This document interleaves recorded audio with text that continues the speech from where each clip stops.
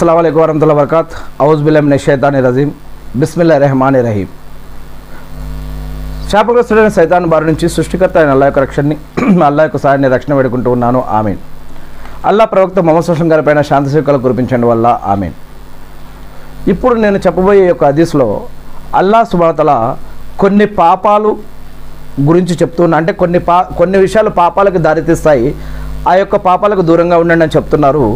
మరియు కొంతమంది వ్యక్తులని అల్లాహ్ అసహ్యించుకుంటారని కూడా ఈ యొక్క హదీస్లో చెప్తూ ఉన్నారు. ఎవరు చెప్తున్నారంటే అల్లాహ్ యొక్క చివరి ప్రవక్త ముహమ్మద్ సల్లల్లాహు అలైహి వసల్లం గారు ఈ యొక్క విషయాలు తెలియజేస్తున్నారని హజరత్ అబూ ఈసా ముగీరా బిన్ షోబా రజల్లా గారు తెలియజేస్తూ ఉన్నారు ఈ యొక్క విషయాలు.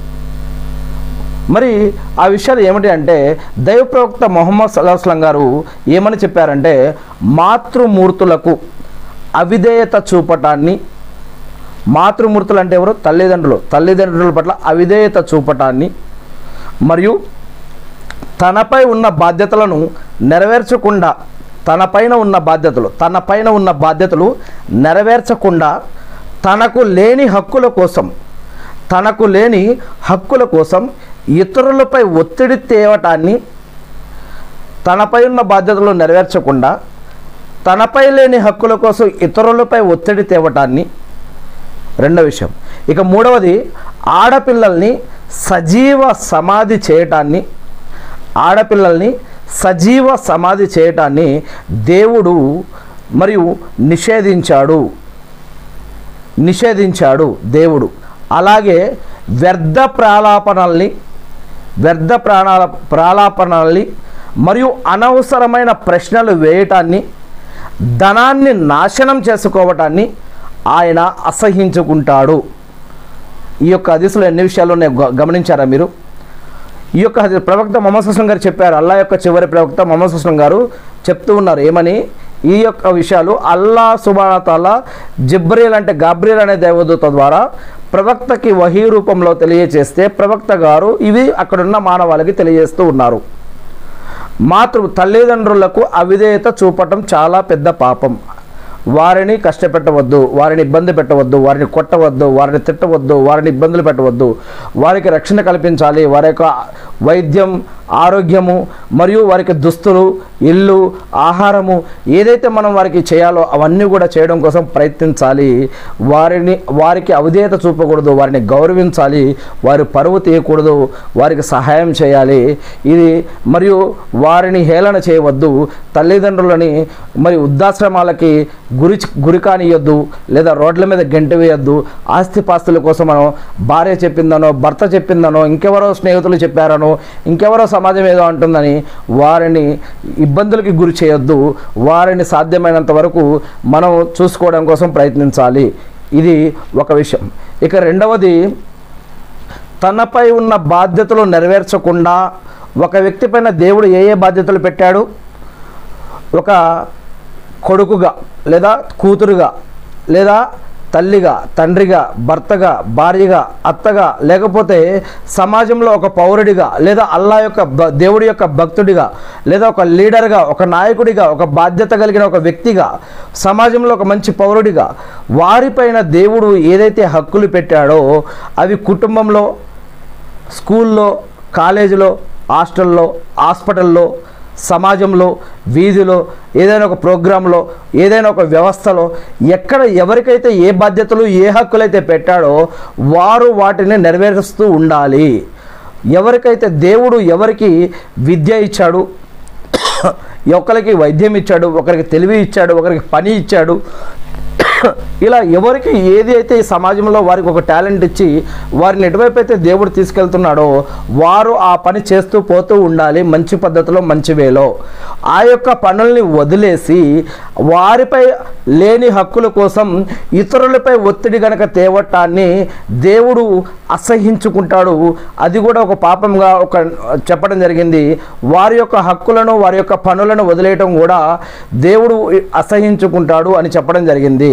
ఇక ఇంకొక విషయం, వారికి సంబంధం లేని విషయాలపైన వారు ఒత్తిడి తీసుకురావడం కూడా మరి సరైన పద్ధతి కాదు అని. ఇంకొకటి, ఆడపిల్లల్ని సజీవ సమాధి చేయటాన్ని దేవుడు నిషేధించాడు అని చెప్పడం జరిగింది. ఆడపిల్లల్ని సజీవ సమాధి అంటే ఉదాహరణకి ఒకప్పుడు అంటే బ్రతికి ఉన్న ఆడపిల్ల పుడితే వారిని చంపేసి లేదా వారిని సమాధి తవ్వి మరి వారిని గుంతలో వేసేసి వారిని పూడ్చి బతుకుండగానే వారిని చంపేవారు ఒకప్పటి కాలంలో. మరి ఈనాడు మనం చాలామంది కొంతమందిని మనం గమనిస్తున్నాం వైద్య శాస్త్రంలో, అంటే అందరినీ తప్పు పట్టట్లేదు. కొంతమంది ఈరోజు గవర్నమెంట్లు అనేక మంది చాలా సంస్కరణలు తీసుకువచ్చి చాలామంది కట్టడి చేస్తున్నా కూడా కొంతమంది మరి ఈ యొక్క స్కానింగ్ చేసి లోపల ఉన్నది మగబిడ్డ ఆడబిడ్డ లేదా ఎలా ఉందని తెలుసుకొని మరి కొంతమంది ఆడపిల్ల వద్దనుకున్న వారు మరి ముందుగానే అబార్షన్ చేసుకునే వారిని మనం చూస్తూ ఉన్నాం. ఇక్కడ సరే సమాజం పట్ల మరి యొక్క డాక్టర్లు కానీ ఆ యొక్క తల్లిదండ్రులు కానీ మరి యొక్క సమాజం మరి ఆ యొక్క వ్యవస్థలో ఉన్న రక్షణ వ్యవస్థకి భయపడుతున్నారో లేదో తర్వాత విషయం. కానీ పైనున్న దేవుడు ప్రతి క్షణం మనల్ని చూస్తూనే ఉన్నాడు. మరి ఆయన మరి ఈ లెక్కని తర్వాత ఖచ్చితంగా తీసుకుంటాడు.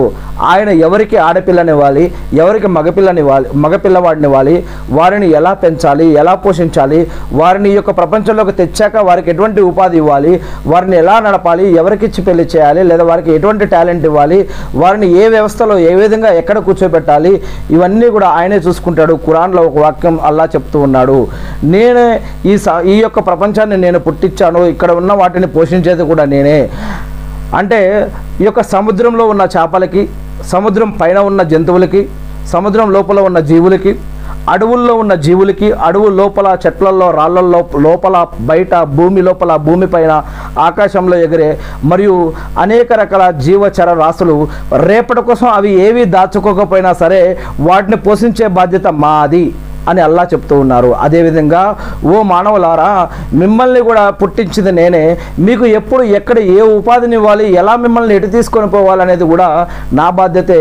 మిమ్మల్ని పోషించలేమేమో అనే భయంతో, సంపాదించలేమేమో అనే భయంతో మీరు సంతాన హత్య చేయవద్దు, మీరు మీ పిల్లల్ని చంపవద్దు, మీ సంతానాన్ని చంపవద్దు, మేము పోషించలేమేమో అనే భయంతో మీరు సంతాన హత్య చేయకండి అని ఖురాన్లో ఒక వాక్యం అల్లా సుబ్హానహు వ తఆలా తెలియజేస్తూ ఉన్నారు. అందుకే ఎవరికి ఎంతమంది సంతానాన్ని ఇవ్వాలి, మరి ఎవరికి ఆడపిల్లల్ని ఇవ్వాలి, అంత ఆడపిల్లల్ని లేదా అంత మగపిల్లల్ని లేదా ఆడపిల్లలు మగపిల్లలు ఎవరికి ఎప్పుడు ఎక్కడ ఎలా ఇవ్వాలి, ఎవరిని ఏ దేశంలో ఏ ప్రపంచంలో ఎక్కడ పుట్టించాలనేది ఆయన నిర్ణయిస్తాడు. ఆయనకే తెలుసు, అంత సృష్టికర్తకే. మరి ఆయన చెప్తూ ఉన్నాడు, మీరు ఈ విధంగా సంతాన హత్య చేయవద్దు, ఇది కూడా పాపాలలో మహాపాపంలో ఇది కూడా ఒకటి అని దేవుడు చెప్తూ ఉన్నాడు. మరి మీరు ఇటువంటి పాపం మీరు చేయవద్దు. ముఖ్యంగా ఆడపిల్లల్ని సజీవ దహనం చేయడాన్ని ఇది చాలా పెద్ద పాపంగా, ఘోరమైన పాపంగా అల్లాహ్ సుబ్హానహు వ తఆలా తెలియజేశాడు అని ప్రవక్త ముహమ్మద్ సల్లల్లాహు అలైహి వసల్లం గారు చెప్పారని ఈ యొక్క సహాబాగా తెలియజేస్తూ ఉన్నారు. మరి ఈరోజు మరి అబార్షన్ల పేరుతోటి ఏమేమి జరుగుతుందో ఒక్కసారి మనం ప్రశ్నించుకోవాలి.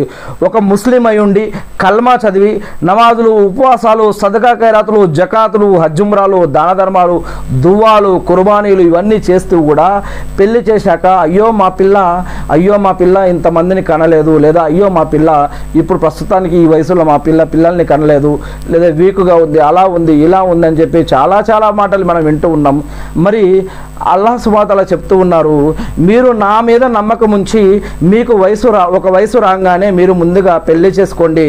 మీ యొక్క సమాజంలో ఎవరికైతే పెళ్ళిళ్ళు కాకుండా ఉన్నారో ఒక వయసు రాగానే వారికి పెళ్ళిళ్ళు చేయండి అని ఆయన మీద నమ్మకం ఉంచి పెళ్ళిళ్ళు చేసుకోమని చెప్తూ ఉన్నారు.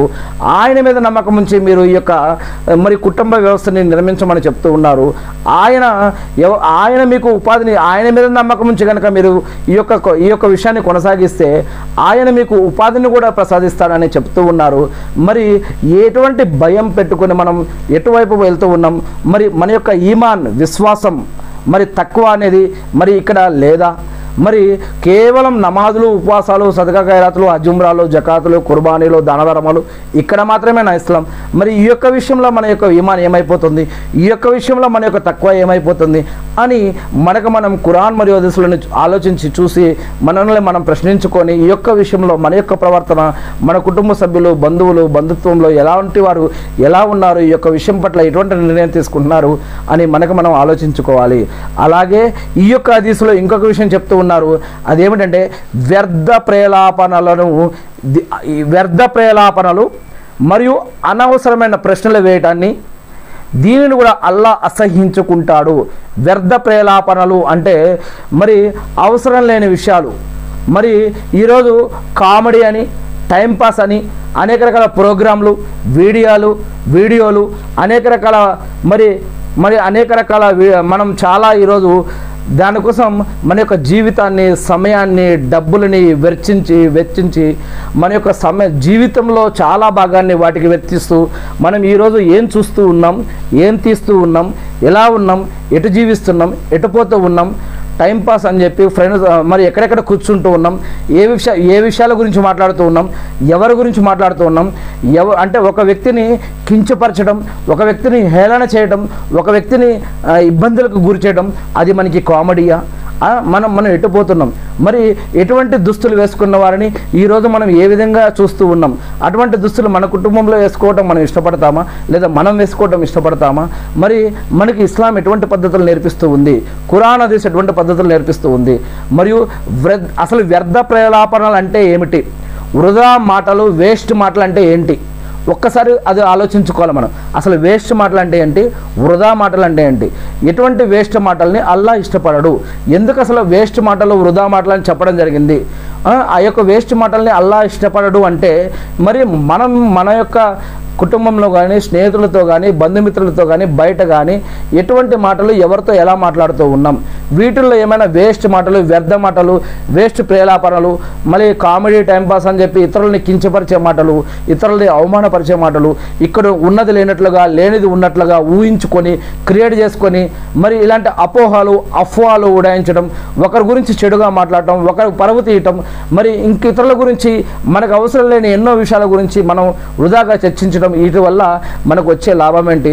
మరి ఇలా అల్లాహ్ సుబ్హానహు వ తఆలా మరియు ప్రవక్త ముహమ్మద్ సల్లల్లాహు అలైహి వసల్లం గారు కూడా అనేక ఖురాన్ మరియు హదీసుల్లో చెప్తూ ఉన్నారు, మీ యొక్క నాలుకని మరియు మీ యొక్క 2 తొడల మధ్య ఉన్న ఆ యొక్క దానిని షర్మిందగానే మీరు కాపాడుకోండి, అటువంటి వారికి స్వర్గం గ్యారెంటీ అని చెప్పడం జరుగుతుంది.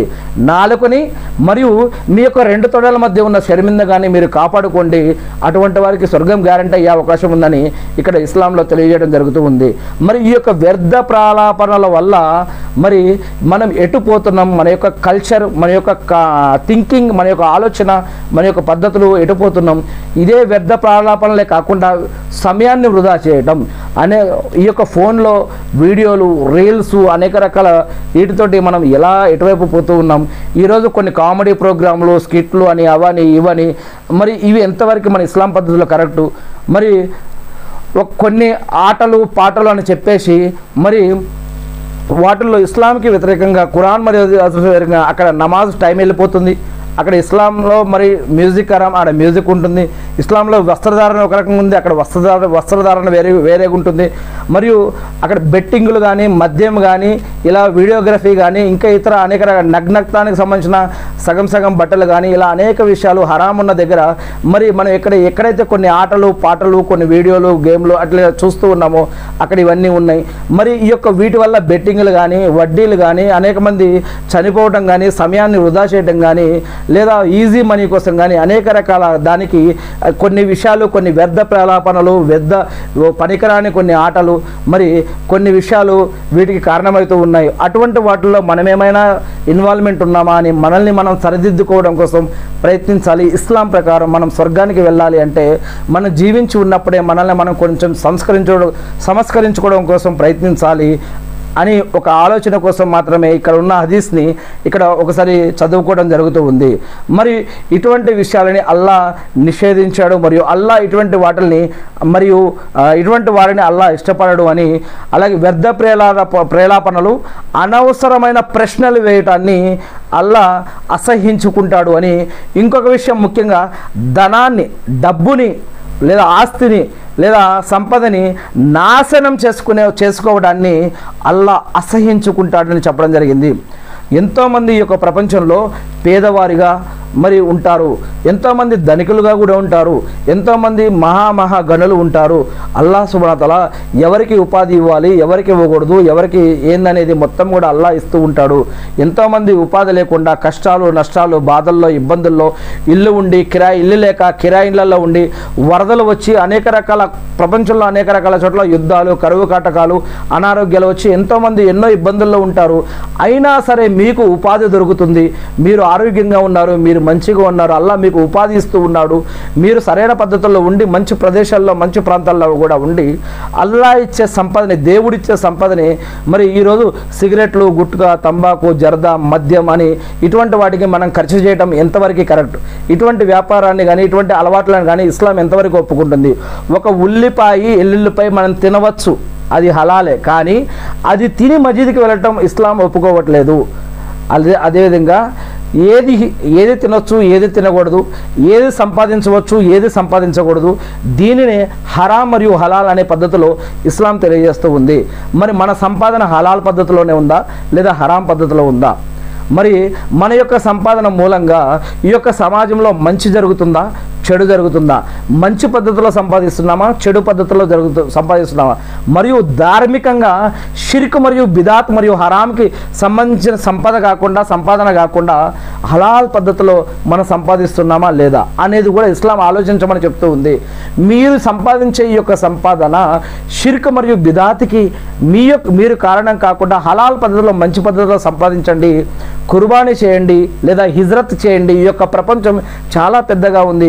ఈ యొక్క వ్యాపారం కాకపోతే ఇంకొక వ్యాపారం, ఆ బిజినెస్ కాకపోతే ఇంకొక బిజినెస్, ఆ జాబు కాకపోతే ఇంకొక జాబు ప్రయత్నించాలి. దీనిని ఇస్లాం పద్ధతిలో కుర్బానీ అంటే త్యాగము లేదా హిజ్రత్ అంటే ఇది కాకపోతే ఇంకొకది అనేది, ఈ విధంగా ఇస్లాం మనకి కుర్బానీ కానీ ఉపవాసం కానీ త్యాగాలు ఇలా ఈ విధంగా ఇస్లాం పద్ధతిలో అనేక విషయాలు మనకు తెలియజేస్తూ ఉన్నాయి. మరి ఈరోజు మనం చేసే వ్యాపారం ఎలా ఉంది? అదేవిధంగా మన దేవుడు మనకిచ్చిన సంపదని ఏ విధంగా ఖర్చు పెడుతున్నాం? మనం బంధువుల హక్కులు మన యొక్క జకాత్ ఇస్తున్నామా లేదా? సంపద ఉండి కూడా మనం హజ్జు చేస్తున్నామా లేదా? సంపద ఉండి కూడా మనం జకాత్ ఇస్తున్నామా లేదా? సంపద ఉండి కూడా మనం దాన ధర్మాలు చేస్తున్నామా లేదా? సంపద ఉండి కూడా మనం దైవ మార్గంలో ఖర్చు పెడుతున్నామా లేదా? సంపద ఉండి కూడా మనం ఏవైతే కార్యాలు దేవుడు చేయమని చెప్తున్నాడో ఆ కార్యాలు మనం చేస్తున్నామా లేదా? పిసినారిగా ఏమన్నా ప్రవర్తిస్తున్నామా? ఏదైతే సమాజంలో ఒక వ్యక్తికి సంపద ఇచ్చిన వ్యక్తికి అతడు సమాజంలో తన కుటుంబం పైన, భార్య పైన, భర్త పైన లేదా తల్లిదండ్రుల పైన, పిల్లల పైన, తమ యొక్క కుటుంబమే కాకుండా కుటుంబంలోని ఇతర బంధువులపైన, తమ ఇంటి చుట్టుపక్కల వారిపైన కొన్ని హక్కులు పెట్టాడు. ఆ ఇంటి చుట్టుపక్కల వారే కాకుండా ఆ యొక్క ప్రాంతంలో ఉన్నవారు మరియు సమాజంలో ఇతర అనేక రకాల మరి ఎంతోమంది కష్టాల్లో, నష్టాల్లో, బాధల్లో, ఇబ్బందుల్లో ఉంటారు. ఇటువంటి సామాజిక సేవ, సోషల్ వర్క్, సమాజ సేవ చేయమని కూడా చెప్తూ ఉంది ఇస్లాం. మరి ఈ యొక్క ధనాన్ని ఏ విధంగా మనం వెచ్చిస్తూ ఉన్నాం, ఏ విధంగా మనం ఉపయోగిస్తూ ఉన్నాం? మనం తిన్నది, మనం ఖర్చు పెట్టింది, మనం బ్రతికి ఉండగా మనం తిన్నది, మనం ఖర్చు పెట్టింది మాత్రమే మనది, మనం దాచింది మంది కాదు అని ఇస్లాం తెలియజేస్తూ ఉంది. మరి మనం బ్రతికి ఉండగా ఆ యొక్క ధనాన్ని ఎలా ఖర్చు పెట్టాము, ఎలా తిన్నాము, ఇది ఖచ్చితంగా దేవుడు ప్రశ్నిస్తాడు. మరియు మనం ఎలా సంపాదించామనేది కూడా మన యొక్క ఈ యొక్క అమళ్ళ పైన ఆధారపడి ఉంటుంది. ఇన్నమల్ భిన్న అంటే మనం మన యొక్క ఏ ఉద్దేశంతో ఎలా సంపాదించాము, దీన్ని ఎలా ఖర్చు పెట్టామనేది మన యొక్క ఉద్దేశం పైన ఆధారపడి ఉంటుంది. మరి అదేవిధంగా ధనాన్ని నాశనం చేయడాన్ని అల్లా అసహించుకుంటాడు అని ప్రవక్త మొహమ్మద్ సల్లల్లాహు గారు చెప్పారని ఈ యొక్క సహాబాగా తెలియజేశారు అని బుఖారీ మరియు ముస్లిం హదీస్ గ్రంథాలలో తెలియజేయడం జరుగుతుంది. ఈ యొక్క హదీస్లో కొన్ని అరబిక్ పదాలు ఉన్నాయి. అవేంటంటే మన్ అన్ అంటే తనపై ఉన్న బాధ్యతల్ని నిర్వర్తించకుండా ఉండటం, హాతి అంటే తనకు లేని హక్కుని గురించి అడగటం, వాదుల్ బనాత్ అంటే ఆడపిల్లల్ని సజీవంగా సమాధి చేయటం, కీలా వఖాలా అంటే ఒకరి నోటి మాటల్ని నిజాలు తెలుసుకోకుండా ఇతరుల ముందు ప్రస్తావించటం. అలా ప్రస్తావించడాన్ని కనీసం అలా జరిగి ఉంటుందన్న అనుమానం కూడా వారికి ఉండదు. ఇక ఒక వ్యక్తి తాను విన్న మాటల్ని నిజాలు తెలుసుకోకుండా ఈ విధంగా వేరితరుల ముందు చెప్పుకుంటూ తిరగడం చాలు అతను అబద్ధాల రాయుడు అని చెప్పడానికి. ఇటువంటి దాన్ని ఇస్లాం ఒప్పుకోదు అన్నమాట. ఇక ఇంకొక విషయం, ఈ యొక్క హదీస్లో ఉన్న ఇంకొక అరబ్బీ పదం ఏమిటంటే ఇజాఅతుల్ మాల్ అంటే డబ్బు దుబారాగా ఖర్చు చేయటం. షరియత్ దృష్ట్యా ఇహపరాల ప్రయోజనం ఏదీ లేని చోట్ల ధనాన్ని వినియోగించడం, ధనాన్ని కాపాడుకునే అవకాశాలు ఉన్నప్పటికీ దానికోసం ప్రయత్నించకపోవటం అన్నమాట.